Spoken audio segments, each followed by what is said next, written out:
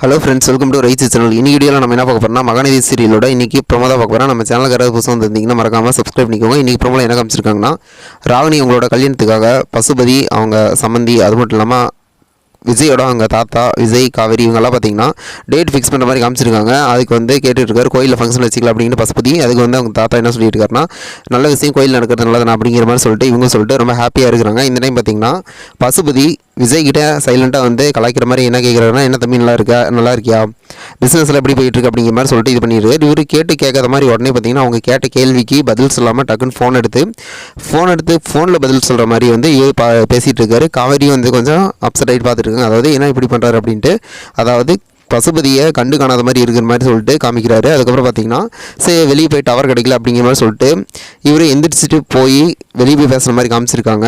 இது தெரிஞ்ச வந்து பசுபதியும் என்னன்னு தெரிஞ்சிருச்சு, காவேரிக்கும் நல்லாவே தெரிஞ்சிச்சு. என்னன்னா இவர் பேசுகிறத வந்து கேட்கக்கூடாது அப்படிங்கிற மாதிரி சொல்லிட்டு அதுக்காக தான் எந்திரிச்சு போகிறாங்க அப்படின்ட்டு வெயிட் பண்ணி பார்ப்போம் இதுக்கப்புறம் என்ன நடக்கும் அப்படின்ட்டு. அது மட்டும் இல்லாமல் காவேரி செம ஃபன்னாக என்ஜாய் பண்ணிகிட்டு இருக்காங்க பசுபதி கலாச்சதை. இது போல வீடியோ நான் மறக்காமல் சப்ஸ்கிரைப் பண்ணுறேன்.